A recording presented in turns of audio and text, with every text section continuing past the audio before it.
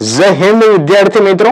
તો આજે આપણે આ વિડીયોની અંદર જે તાજેતરની અંદર કોન્ફ્લિક્ટના કારણે ખૂબ જ ચર્ચામાં રહેલા દેશ એવા વેનેઝુએલા, ઈરાન અને ઇઝરાયલ વિશેની માહિતી મેળવીશું કે જે આવનારી પરીક્ષાની અંદર આની સ્ટેટિક માહિતી ખૂબ જ ઉપયોગી નીવડશે અને અગાઉની પરીક્ષાની અંદર આ કરંટ બેઝ ટોપિકમાંથી ખૂબ જ પ્રશ્નો પૂછાયા છે અને આવનારી પરીક્ષાની અંદર પણ ખૂબ જ પ્રશ્નો પૂછાશે। તો ચાલો શરૂઆત કરીએ આપણે વેનેઝુએલા દેશથી। તો વેનેઝુએલાનું કેપિટલ કયું છે? તો કારાકસ કેપિટલ છે। તેની કરન્સી કઈ છે? તો બોલિવર સોબેરાનો છે અને તેની સત્તાવાર ભાષા કઈ છે? તો સ્પેનિશ છે। હવે તે કયા ખંડની અંદર આવેલો દેશ છે એમ પૂછાય તો જે વેનેઝુએલા કે દક્ષિણ અમેરિકાની અંદર આવેલો દેશ છે। તો આ દેશ શા માટે ચર્ચાની અંદર છે? તો વાત કરીએ તો તેમના અંદર તેલના ભંડાર વિશ્વમાં સૌથી વધુ સાબિત થયેલ તેલના ભંડાર કે જે વેનેઝુએલા પાસે છે। તો તાજેતરની અંદર અમેરિકા દ્વારા આ વેનેઝુએલા દેશ પર અટેક કરીને ત્યાંના પ્રેસિડેન્ટ જે હોય છે નિકોલસ માદુરો તેને કેપ્ચર કરવામાં આવે છે અને આ વેનેઝુએલા દેશ પર અમેરિકા દ્વારા પ્રેસિડેન્ટ રૂલ લાગુ કરવામાં આવેલું છે। તો હવે વાત કરીએ ઓપેક વિશેની। તો ઓપેક નું સૌપ્રથમ ફૂલ ફોર્મ શું છે? Organisation of the petroleum export countries, કે જે દેશો પેટ્રોલનું એક્સપોર્ટ કરે છે તે દેશોને ઓપેકની અંદર એક ઓપેક નામનું એક સંગઠન છે જેનું હેડક્વાર્ટર વિયેના ઓસ્ટ્રિયા ખાતે આવેલું છે। તો હવે આ શા માટે ઓપેક ચર્ચામાં છે? તો ઓપેકનો એક સભ્યમાંનો એક દેશ એટલે કે વેનેઝુએલા છે અને વાત કરીએ ઓપેકની તાજેતરની અંદર ઓપેકમાંથી હાલમાં યુએઈ દ્વારા ઓપેક સંગઠનમાંથી એક્ઝિટ થવાનો નિર્ણય લીધેલો છે અને 2 દિવસ અગાઉના કરંટ અફેર્સની વાત કરીએ તો તાજેતરમાં યુએઈ સિવાય અંગોલા નામના દેશે આ ઓપેક નામના સંગઠનમાંથી દૂર થવાનો નિર્ણય કરેલો છે। તો છેલ્લા કેટલાય વર્ષોથી દેશ પર હાઇપર ઇન્ફ્લેશનને કારણે એટલે અતિ મોંઘવારીને કારણે આર્થિક કટોકટીનો પણ સામનો કરી રહ્યું હતું અને હાલમાં આ દેશની અંદર અમેરિકા દ્વારા પ્રેસિડેન્ટ રૂલ લાગુ કરવામાં આવેલો છે। તો ચાલો હવે તેના ભૂગોળ તરફ આગળ વધીએ। એક મહત્વનો સ્ટેટિક પોઈન્ટ વિશે વાત કરીએ તો એન્જલ્સ ફોલ્સ એટલે કે એન્જલનો જળધોધ, કે આ વિશ્વનો સૌથી ઊંચો વોટરફોલ્સ એટલે કે વિશ્વનો સૌથી ઊંચો જળધોધ કે જે એન્જલ ફોલ્સ છે કે જે કયા દેશની અંદર આવેલો છે? તો વેનેઝુએલા નામના દેશની અંદર આવેલો છે। તો ઓરિનોકો નદી વિશે વાત કરીએ તો આ વેનેઝુએલા દેશની સૌથી લાંબી અને મહત્વની નદી છે। તો લેક મેરાઇકાઇબો વિશે વાત કરીએ તો દક્ષિણ અમેરિકાનું સૌથી મોટું તળાવ છે કે જે તેલના ભંડાર માટે ખૂબ જ જાણીતું છે। તો હવે આપણે વેનેઝુએલાની સરહદ વિશે વાત કરીશું। તો વેનેઝુએલાની સરહદ તેની ઉત્તરે કેરેબિયન સમુદ્ર, પૂર્વમાં ગુયાના દેશ અને દક્ષિણમાં બ્રાઝિલ અને પશ્ચિમમાં કોલંબિયા દેશની સરહદે આવેલું છે। તો રણની વાત કરીએ તો વેનેઝુએલા દેશની અંદર મેડનોસ કી ઓહોરો નામનું એક રેતાળ રણ પણ આવેલું છે। તો ચાલો હવે મિત્રો આપણે આગળ વધીશું। તો તેના ઐતિહાસિક દ્રષ્ટિએ વાત કરીએ તો ક્રિસ્ટોફર કોલંબસ 1498 ની અંદર પોતાની ત્રીજી સફર દરમિયાન કોલંબસ પણ અહીં આવી પહોંચ્યો હતો। તો સિમેન બોલિવર કોણ હતા? તો સિમેન બોલિવર તેમને ધ લિબરેટર તરીકે ઓળખવામાં આવે છે। તેમણે વેનેઝુએલાને સ્પેનિશ શાસનમાંથી આઝાદી અપાવવામાં મુખ્ય ભૂમિકા ભજવી હતી અને આમના જ નામ પરથી આપણે જોઈએ તો જે વેનેઝુએલાનું જે ચલણ છે તેનું નામ પણ બોલિવર સોબેરાનો રાખવામાં આવેલું છે। તો હવે વાત કરીએ તેની સ્વતંત્રતા વિશેની। તો 5 જુલાઈ 1811 ના રોજ વેનેઝુએલાએ સ્પેનથી સ્વતંત્રતા જાહેર કરી છે। તો વેનેઝુએલાનો અર્થ શું થાય છે? તો લિટલ વેનિસ। તો હવે વાત કરીશું તેની રાષ્ટ્રીય રમત વિશેની। તે દેશની અંદર ફૂટબોલ તો ખૂબ જ પ્રચલિત છે પણ તેની રાષ્ટ્રીય રમત કઈ છે? તો બેઝબોલ છે। તો હવે વાત કરીએ તેના ક્લાસિકલ ડાન્સ વિશેની। તો જોરોપો કે જે વેનેઝુએલાનું પારંપરિક લોકનૃત્ય છે। તો ચાલો હવે મિત્રો આપણે આગળ વધીશું। તો હવે વાત કરીએ ઈરાન વિશેની। તો ગુજરાત સરકારની અને કેન્દ્ર સરકારની તાજેતરની પરીક્ષાઓની અંદર ઈરાનમાંથી વારંવાર પ્રશ્ન પૂછાયા છે। ઈરાન ઇઝરાયલના જે કોન્ફ્લિક્ટ ચાલી રહ્યા છે એને અનુલક્ષીને કરંટ બેઝડ અને ભૂગોળ બેઝ વારંવાર પ્રશ્નો પૂછાઈ રહ્યા છે। તો ચાલો આપણે ક્વિક માહિતી મેળવી લઈએ। તો ઈરાનની જે રાજધાની કઈ છે? તો તહેરાન છે। તેનું અગાઉનું ચલણ કયું હતું? તો ઈરાની રિયાલ હતું। તેની જગ્યાએ હાલનું તેનું નવું ચલણ છે તોમાન કે જે હાલનું ઈરાનની કરન્સી છે. તો આનું સત્તાવાર નામકરણ ઇસ્લામિક રિપબ્લિક ઓફ ઈરાન કરવામાં આવેલું છે. વાત કરીએ 1979 ની, તો ઈરાનની અંદર એક ઇસ્લામિક ક્રાંતિ આવે છે.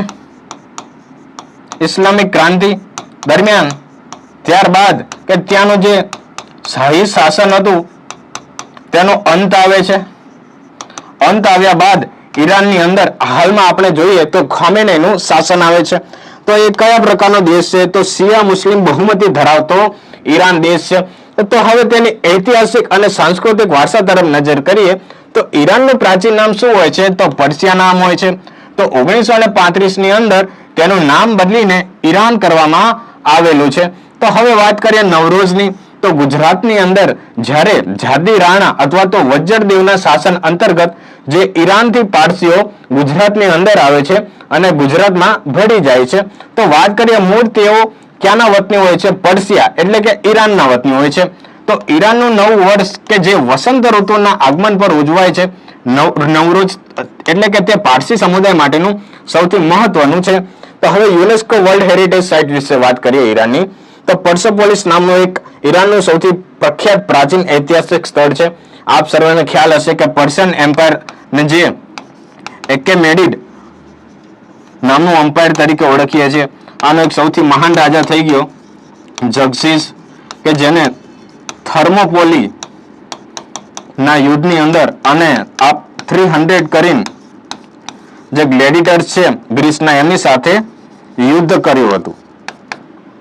તો ચાલો મિત્રો હવે આપણે આગળ વધીશું. તો હવે વાત કરીએ ઈરાનના ભૂગોળ અને સરહદો વિશે, કે હાલમાં તાજેતરમાં જે એસએસસી કેન્દ્ર સરકારની બોર્ડ દ્વારા જે એક્ઝામ લેવાઈ હતી તેમાં ઈરાનની બોર્ડરને લઈને પ્રશ્નો પૂછાયા હતા. તો ચાલો આપણે ક્વિક રિવિઝન વાત કરી લઈએ. તો ઈરાન ટોટલ 7 દેશો સાથે જમીની સરહદ ધરાવે છે. તો પૂર્વની અંદર અફઘાનિસ્તાન અને પાકિસ્તાન સાથે ધરાવે છે, જ્યારે પશ્ચિમની અંદર ઈરાક અને તુર્કી સાથે ધરાવે છે. આ તુર્કી દેશનું પહેલા નામ તુર્કી હતું, ત્યારબાદ તેનું નામકરણ ચેન્જ કરીને તુર્કી કરવામાં આવેલું છે. તો હવે વાત કરીએ ઉત્તરની અંદર આર્મેનિયા, અઝરબૈજાન અને તુર્કમેનિસ્તાન સાથે સરહદ ધરાવે છે, જ્યારે ઉત્તરની અંદર કેસ્પિયન સમુદ્ર સાથે ધરાવે છે અને તે વિશ્વનું સૌથી મોટું સામુદ્રિક તળાવ છે. અને દક્ષિણની અંદર પર્શિયન ગલ્ફ અને ઓમાનના અખાત સાથે તે જમીની સરહદ અથવા તો દરિયાઈ સરહદ ધરાવે છે. તો હવે વાત કરીએ તેની પર્વતમાળા વિશે. તો ઈરાનની અંદર જાગ્રોસ નામની પર્વતમાળા આવેલી છે, કે ઈરાનની સૌથી મોટી પર્વતમાળા છે. તો હવે અલ બુર્જ વિશે વાત કરીએ તો ઈરાનનું સૌથી ઊંચું શિખર માઉન્ટ દામાવન કે જે અલબુર્જ પર્વતમાળાની અંદર આવેલું છે અને જે એક સુષુપ્ત જ્વાળામુખી છે.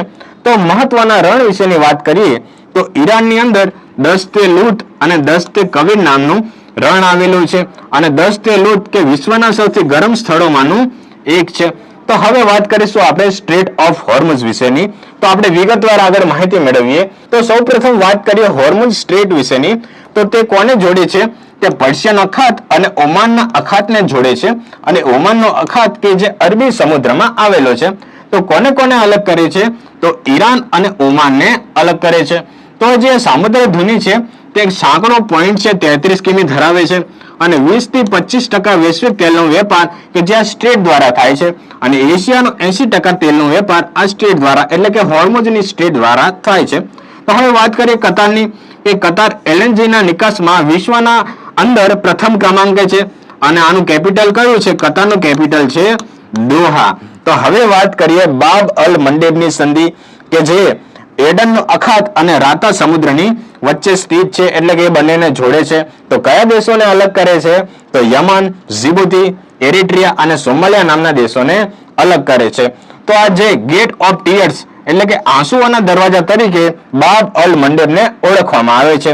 વાત કરીએ સુએઝ નહેરનું પ્રવેશદ્વાર ગણવામાં આવે છે અને ત્યાં 30 કિમી નાનો સાંકડો પોઈન્ટ આવેલો છે, અને એશિયા અને યુરોપની ટ્રેડ ડીલ લિંક એટલે કે બાબ અલ મંડેબ સામુદ્ર ધુની. તો હવે વાત કરીએ ભારત અને ઈરાન વચ્ચેના રિલેશન વિશેની.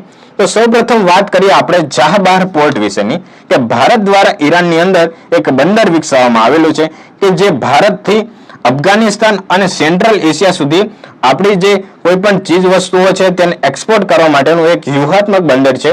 હવે વાત કરીએ ઝારંગ ડેલારામ હાઈવે કે ભારત સરકાર દ્વારા અફઘાનિસ્તાનમાં બનેલો કે જે ચાબાર પોર્ટની સાથે જોડતો એક હાઈવે છે.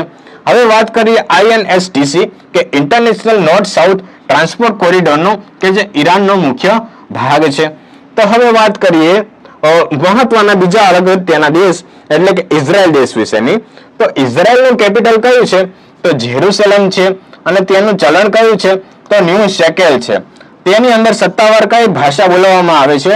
કે હિબ્રુ ભાષા કે જે ઇઝરાયલની મૂળ ભાષા છે. તેની સંસદને નેશેટ તરીકે ઓળખાય છે. તો તે અગાઉ જે SSC અને RRB ની પરીક્ષાની અંદર વારંવાર જોડકા સ્વરૂપે પૂછવામાં આવેલું છે. તો હવે તેની ખાસિયતની વાત કરીએ તો તે વિશ્વનો એકમાત્ર યહૂદી ધર્મ ધરાવતો દેશ છે. તો આપણે તેની ટેકનોલોજી જે વિશ્વભરની અંદર સુપ્રસિદ્ધ છે એવું આયરન ડોમ કે જે ઇઝરાયલની એન્ટી મિસાઇલ ડિફેન્સ સિસ્ટમ છે. તો હવે વાત કરીએ મોસાદ વિશેની. તો ઇઝરાયલની અત્યંત શક્તિશાળી ગુપ્તચર એજન્સી એટલે કે મોસાદ. અને કૃષિની વાત કરીએ ઇઝરાયલ ટપક સિંચાઈ એટલે કે ડ્રીપ ઇરિગેશન પદ્ધતિનો જનક છે. એટલે કે ટપક સિંચાઈ પદ્ધતિનો જનક એટલે કે ઇઝરાયલ દેશ છે. તો હવે વાત કરીએ ઇઝરાયલના નેબરિંગ કન્ટ્રી વિશેની. તો ઇઝરાયલ ટોટલ 4 દેશો સાથે જમીની સરહદ ધરાવે છે. પૂર્વની અંદર જોર્ડન અને વેસ્ટ બેંક કે જે પેલેસ્ટાઇનનો ભાગ છે. અને પશ્ચિમની અંદર વાત કરીએ તો ભૂમધ્ય સાગર મેડિટેરિયન સી અને દક્ષિણની અંદર લાલ સમુદ્ર અને આબાકાનોના અખાતને જોડે છે. તો હવે ઉત્તરની વાત કરીએ. ઉત્તરની અંદર આપણને લેબનોન જોવા મળશે અને ઉત્તર પૂર્વની અંદર સિરિયા દેશ જોવા મળશે. અને દક્ષિણ પૂર્વ દેશની વાત કરીએ તો ઇજિપ્ત જોવા મળશે અને ગાઝા પટ્ટી જોવા મળશે. તો આવી રીતના ઇઝરાયલ કે પોતાની જમીની અને દરિયાઈ સરહદ ધરાવે છે. તો હવે વિવાદિત વિસ્તારોની વાત કરીએ તો પરીક્ષાની અંદર વારંવાર પૂછાય છે એવું ગોલાન હાઇટ્સ કે જે સિરિયા પાસેથી ઇઝરાયલે કબજો કરીને પહાડી પચાવી પાલેલો વિસ્તાર છે. હવે વાત કરીએ વેસ્ટ બેંક વિશેની. તો જોર્ડન અને ઇઝરાયલ વચ્ચેનો વિસ્તાર છે. હવે ગાઝા પટ્ટીની વાત કરીએ તે તાજેતરની અંદર ખૂબ જ ચર્ચામાં આવેલું હોય છે કે ભૂમધ્ય સાગરના કિનારે આવેલો એક સાંકડો વિસ્તાર છે. તો ચાલો મિત્રો આપણે હજુ આગળ જઈએ. તો ભૂગોળની વાત કરીએ તો નેગેવ રણ કે ઇઝરાયલનો અડધાથી વધુ વિસ્તાર આ રણ રોકે છે. હવે ગેલેલી સમુદ્ર વિશેની વાત કરીએ તો ઇઝરાયલમાં મીઠા પાણીનું આ મુખ્ય સરોવર છે. કે જોર્ડન નદી ઇઝરાયલની મુખ્ય નદી છે કે જે ડેડ સીમાં અંત પામે છે. હવે મૃત સમુદ્ર એટલે કે ડેડ સી વિશે વાત કરીએ. ઇઝરાયલ અને જોર્ડનની સરહદ પર આવેલું વિશ્વનું સૌથી નીચું સ્થળ એટલે કે કયું છે? મૃત સમુદ્ર, જેને આપણે ડેડ સી તરીકે ઓળખીએ છીએ. તે તેના અતિશય ક્ષારયુક્ત પાણી માટે જાણીતું છે. તો ચાલો હવે મિત્રો આપણે એક ક્વિક રિવિઝન જોઈ લઈએ. તો વેનેઝુએલાનું કેપિટલ કયું હતું? તો કારાકાસ હતું. તેનું ચલણ કયું છે? તો બોલિવર સોબેરાનો. તેની અંદર રણ કયું આવેલું છે? મેડનોસ ડી કોરો. અને તેનું અર્થતંત્ર શેના પર નિર્ભર છે? તો તેલના ભંડાર પર નિર્ભર છે. તો ઈરાનની ક્વિક માહિતી મેળવી લઈએ. તો તેની રાજધાની કઈ છે? તેહરાન છે. તેનું ચલણ કયું છે? તો તોમાન છે. હાલનું તેનું ચલણ કયું છે? તોમાન છે. ઈરાની રિયાલ કે તેની જૂની કરન્સી છે.